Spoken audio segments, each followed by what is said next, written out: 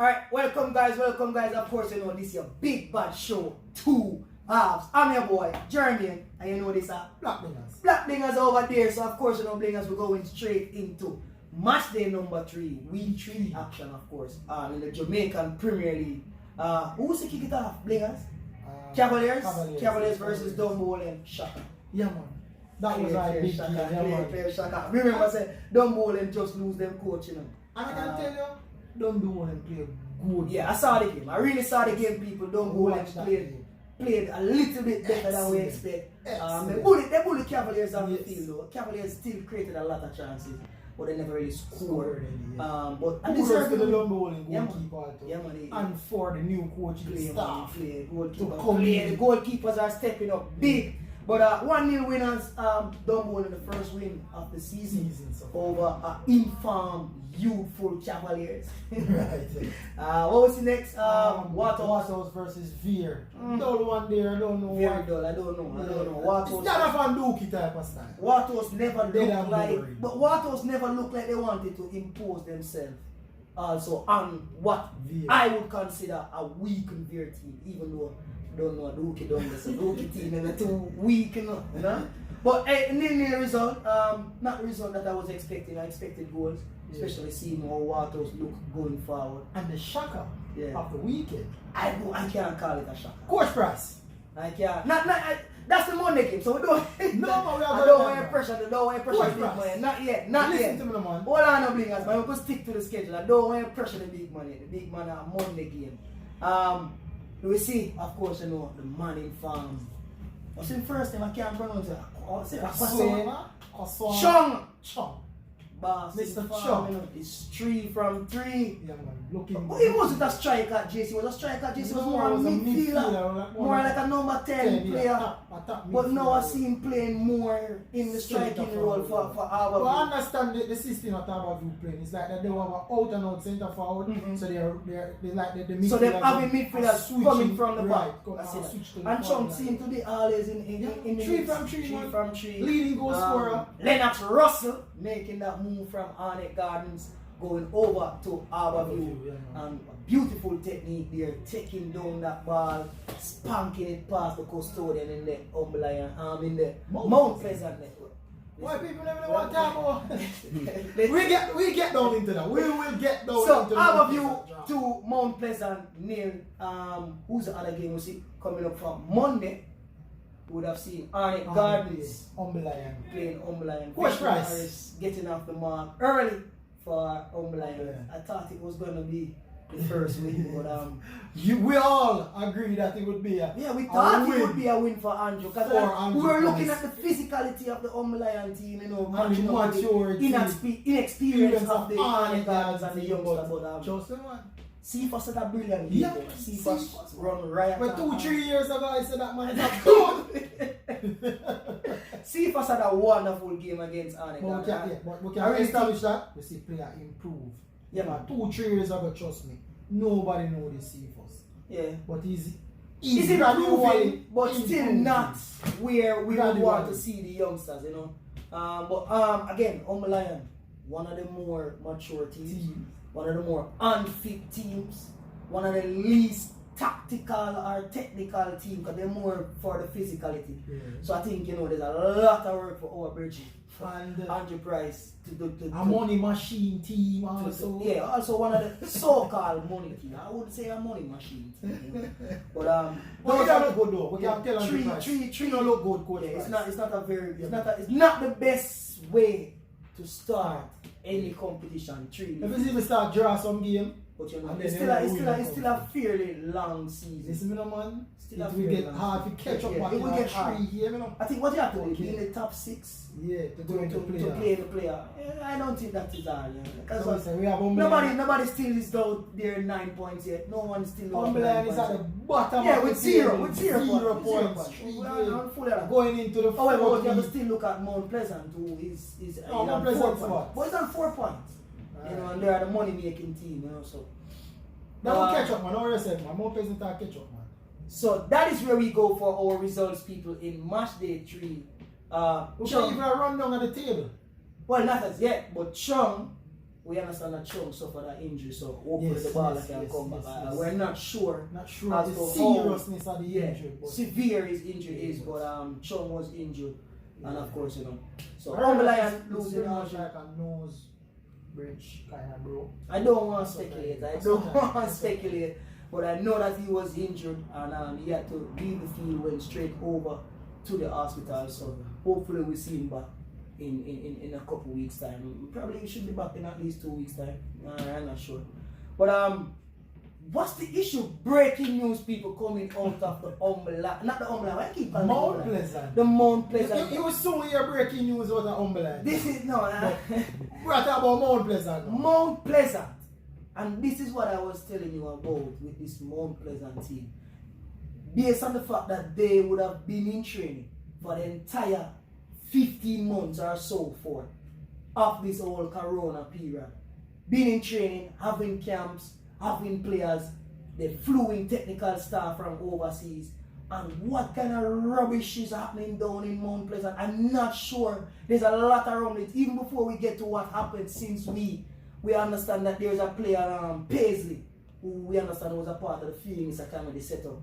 He was in training, looking very good.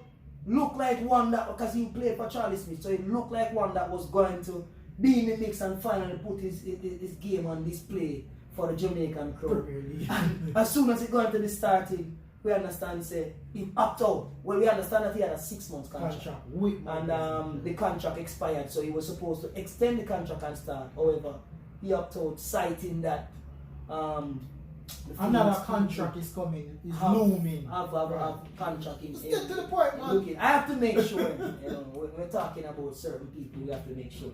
But so that again, it shows where the unprofessionalism seeping in. And we also saw where your striker, Jardine Fletcher, went missing, and then they broadcast it on their page saying that Fletcher is no longer a part of the club. Right. And then with the news coming in a week before the league. No, well, the first game actually played. Yeah, and he missed that. But and then we started to hear news that Fletcher is back. Is back at Mount Pleasant. We don't get in against the advice of the technical technical staff, because we understand that the coaching staff never see fit to include Fletcher. But the management and owners decided that they wanted to. These are all rumors that we're hearing, people, so we just have to go back. And we didn't even see they put that out on even their social say welcome back. Well, I guess they knew of the blunder that they made. So then why post him out there and said yes? No, because at that time the club took a decision to say they don't want him. And then obviously the owners and management decide to listen, we're not a striker. Because the truth is, you sit here and tell us we don't want, they don't have a striker. So that's why they went for. But on to the news of this week. Paul Teagat Davis. Yeah, man. Big up yourself on your birthday. This week was in birthday, you know? Was excused by the Mount Pleasant family. was excused? I was pretty word I used. No, it was excused. I didn't see anywhere in their wording that they said his contract was terminated or anything like that, you know. So I think it's probably a mutual agreement. Pretty word. But he was excused from his job. He and his what a thing? The entire technical staff. So we will be seeing. Are you that surprised, though? Are you that surprised? In a sense, yes. Based on utterance, we didn't go lead in their second year when he take over and was doing. So are you surprised that he lost the job? Yes, I am. Because I am not surprised. I am. Listen. I am, because I never expect that the Wally Downs and as the technical director would be coming in to do that part. What we get to understand was that the technical director was going to focus on the entire academy itself along with the Premier League, with the Premier League. But you do have to understand. You do have to understand. What? CV works? No, it's business. It is a business. Of course I agree with that. I am telling you, with the business. If you look at how the Mount Pleasant team has been going about for the last 3 games, are you impressed? No, I am not. Exactly. No, I'm not. So I am not saying that he was warranted. I am not saying that they are warranted to fight, because at the end of the day they were 15 months out of competition. So I'm not saying that any coach at all should get fired for this season, because there's no relegation, so it don't even make sense. it's like we lost on development, and we had a big discussion about that. But however, I am saying, knowing how or seeing from the outside how the Mount Pleasant set up, I know it was fully busy, and Paul T. got Davis just never looked like the man. You saw him in interviews, it just never seemed like the man that they wanted to entrust in terms of going forward with Mount Pleasant. And so we understand there's some physical altercation, and so that probably would have led to it. But as I said, I would have seen the game last week, and I saw the technical director, I don't remember his name, but the Wally Downs from England. He was on the bench. He was the one who was barking instruction at the ball, and them arm was getting the team warm. He was making the change, and I was saying, it was coming then. What is happening? So it seems as if, as the technical director, and again, based on what we're hearing, it's like Tiga was always just a figurehead based on what we're hearing, because those were the guys who were always running the training session, So sorry, coach. Wish you all the best. Also, we understand there's another coaching casualty from Molynes. It's the exact same thing. We understand that happened with Mount Pleasant. It's happening over there in Molynes, because we understand that Anthony Patrick is supposed to be there as an advisor. However, Anthony Patrick started to run the training sessions, alleged that he started to run the training session and running everything on his own, and I guess Calvert Fitzgerald never like that. It's true. You see, when you have egos of two quality coaches, because Calvert you can't have them. You need to send for a printer like me, Molynes, and say, alright, come beside a Calvert, But they can't have two egos clashing like that. So again, another coaching casualty. Again, I can't support you. But when you have to look at the business. Yeah, and I totally understand that. But I'm saying how the league is structured now, there's no relegation. You understand? If you didn't play the football for 15 months, I can't support we're trying to get disband the coaches in 3 matches. I can't see. But again, coaches, all the best. I'm almost bounce back. So, man, never find backward. Yeah. Blingers, next round's a game. Watch out. Match day 4. Yeah, man. Who's coming up? Blingers, let's look into match day 4. Week day 4. Anyway, you want to call it. Match day number 4. So, who's coming up? My marquee game at the yeah, you have a marquee game here. Big Bad Arnett Garden versus Big Cavaliers. Big C first now. We know that last the earth speed, say man, try to come back. So that match I got hot. Arnett versus Cavaliers at 3 o'clock. We'll be seeing that game on Seaville, right? Yeah. And Harbour versus Dumbleholding. I think that's the top of the table clash. No man, Dumbleholding have 3 points. 3 points. Yeah, 3 points. So it's not a good game. Harbour at top the league. Harbour at top the league. Dumbleholding versus Harbour and Swelladella in the Clarendon derby. Lion versus Veer. But Veer have 3 points. Veer have 3 points, man. Yeah. Dookie versus Coach Price. You will see a boxing match. Clash up of egos there. So let's see. And your newfound club, My newfound club, Mount Pleasant versus Molynes. Big Bad Molynes. Molynes are going to beat them again. Anthony Patrick. I tell you. At the heaven. And Patrick a big coach, so me know them get beaten again. And beat up one bag of money when they spend up on a hype up. So and the close out one bag of old man and them have is Tivoli Garden versus Portmore United. So who will be getting the ball? Willis? No, man, Chevron play weekend garden. Yeah, okay. Yeah, man, he play. So the buy I go UWI missing. No man, no man say UWI are the one team, so who you normally would have played now? I'm not sure. Who missing? What are the team that missing? Arnett, Cavaliers. So we have Arnett Garden playing Cavaliers, Harbour, Dumbleholding, Veer versus Lion, Mount Pleasant versus Tivoli. No, Tivoli are playing against Molynes. So Tivoli are playing Portmore United. So Waterhouse should be the team. I get the vibe. From for UWI game. So yeah.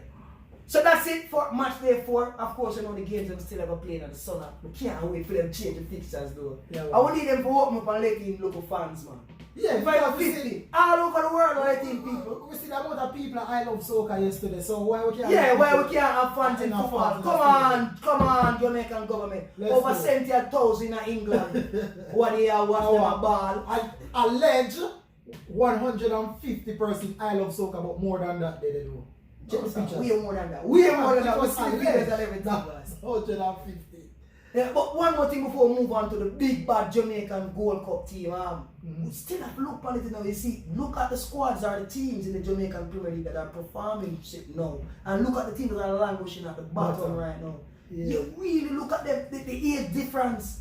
Yeah, man, a young Portmore. It's the younger squads are leading.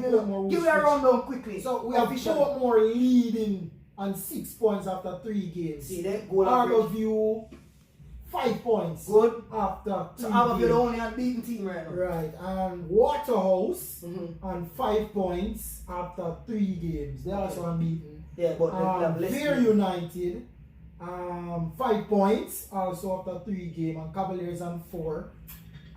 Tivoli round off the top 6 and 4 points, and my team Mount Pleasant at 7th position and 4 points. We'll be stepping up. We heard that some players should be coming in, and we will see. Things will be different. Let's go through quickly because the forward line, everything. But what I'm saying, and just based off those figures, just based off those numbers already, what I'm saying is that if you can look at it in 3 games, you can already see the separation between the teams that are in the lower half versus the teams that are in the upper half. So right, yeah. It's a youngsters problem now. So I think Molynes are the oldest. Yeah, man, and that's why they're languishing. The average. And that's why they're languishing at the bottom. No disrespect to Coach Price, but that's just a fact of it. Yeah.